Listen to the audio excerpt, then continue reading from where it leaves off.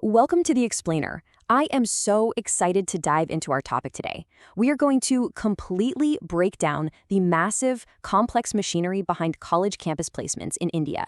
If you've ever wondered how top-tier universities consistently transition thousands of students directly from a lecture hall straight into the corporate world, well, you're in the right place. We're going to pull back the curtain and look at this entire ecosystem, but we're going to look at it specifically from the ground up, focusing on how the students themselves view, experience, and navigate this incredibly high-stakes journey. Here's a quick look at our roadmap for today. 1. The high stakes of placements. 2. Inside the placement cell. 3. The integrated degree edge. 4. From internship to employment. 5. Voices from the campus. And finally, 6. Future-forward career trajectories. All right, let's jump straight into Section 1, the high stakes of placements. Now imagine you're a student, and you're looking at a potential highest salary package between 36 and 40 lakhs per annum. That is a massive figure coming out of the College of Engineering Guindy, or CEG. When you're a student, seeing a number like that totally transforms the whole idea of a job hunt. It becomes the pursuit of this ultimate career milestone. It sets the ceiling incredibly high and fuels a campus culture that's just intensely focused on employability and mastering the right skills.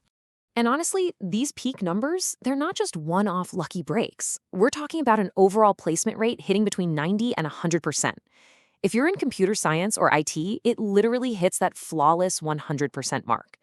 With the average package sitting solidly between 8 and 12 LPA and a minimum baseline of 6 LPA, you can imagine the immense sense of security that gives to a student. It basically tells them, if you put in the hard work, the institution absolutely has the framework to deliver high-yield results. To put this whole thing into perspective, zooming out from just CEG to the broader Anna University ecosystem, check out this figure, 1792. According to the NIRF 2026 report, that is the total number of students placed. That's not just a statistic on a page. That represents nearly 2,000 individual students who successfully survived the recruitment gauntlet in a single academic cycle. Pretty wild, right? Moving on to Section 2, inside the placement cell. For the students, this isn't just stuff you read in a glossy university brochure. This is where the real grind happens. Students are spending hours and hours in these well-equipped computer labs going through really intensive hands-on modules. They are drilling coding proficiency, they're practicing online assessments, and they're building up the exact domain knowledge that they know tech recruiters are going to test them on. So, the actual engine driving all this at Anna University is called the CUIC, the Center for University Industry Collaboration. From a student's perspective, the CUIC isn't just some boring administrative office, it's literally their primary bridge to the corporate world. This dedicated cell is the one organizing the campus interviews, setting up industrial training, and driving that continuous recruiter engagement that actually gets top-tier companies to show up on campus. And they have a highly specific playbook to make it happen. We're talking intensive pre-placement training focused heavily on aptitude and communication. They're constantly hosting workshops and guest lectures to build up that industry-academia interface. They also handle the crazy logistical infrastructure required for these massive interview drives. But here is the coolest part. For the 2025-26 academic year, they deployed 150 student ambassadors to actually conduct pre-placement presentations to companies. They are pitching their own department's competencies directly to recruiters. It's such a brilliant way to empower students, making them active participants in securing their own futures instead of just, waiting for the system to work for them. Okay, Section 3, the integrated degree edge.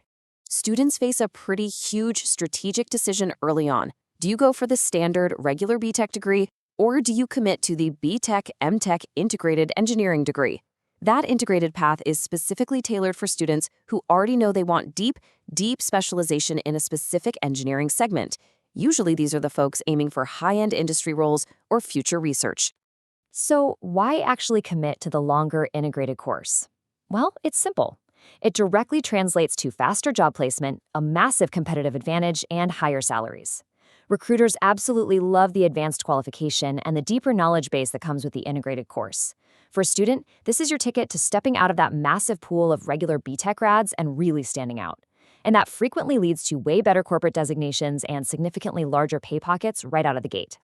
Let's move over to Section 4, from internship to employment.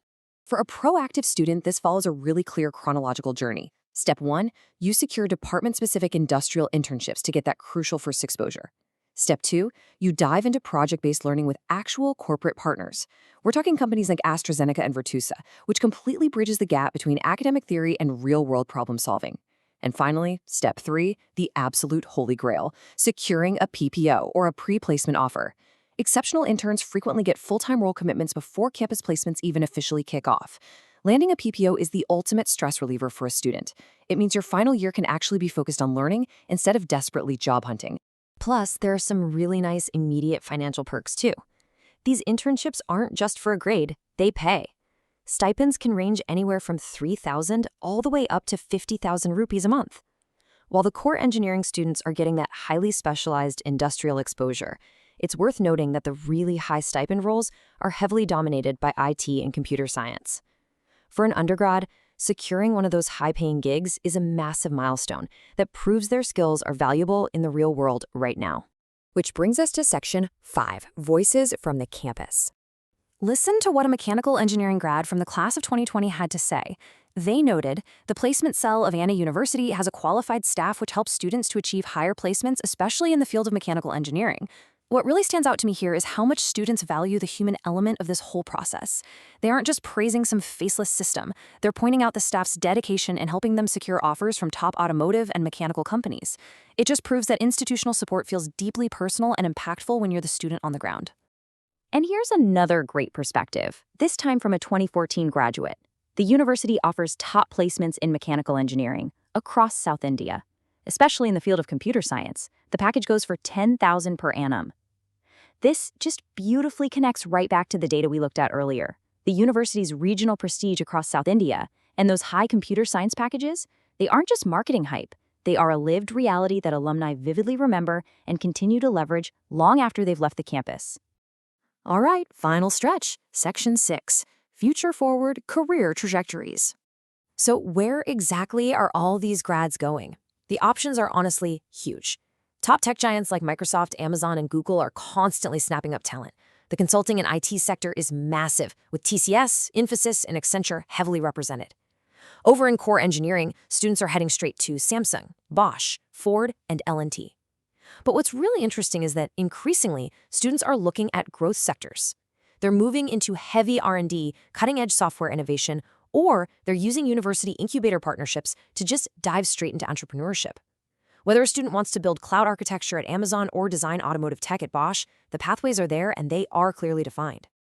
But you don't just walk into those jobs, right? You have to stay ready. To prep for these diverse roles, students are engaging in continuous, future-focused learning. The institutions are constantly scaling up their curricula to match. They're actively training students in artificial intelligence, data analytics, and the Internet of Things. By literally anticipating what the industry is going to need next, universities ensure their students stay highly attractive to over 500 global recruiters, which keeps this whole placement ecosystem thriving. Which leaves us with a really fascinating question to think about. As university placements continue expanding into totally emerging global sectors, think renewable energy or advanced semiconductors, what entirely new skills will the next generation of students need to master to secure that ultimate pre-placement offer? The landscape of youth employability is shifting every single day, and staying ahead of that curve is the real challenge for students tomorrow. Thank you so much for joining me on this explainer. I really hope this helped decode the fascinating, high-stakes world of campus placements for you. Keep learning, and I'll see you next time.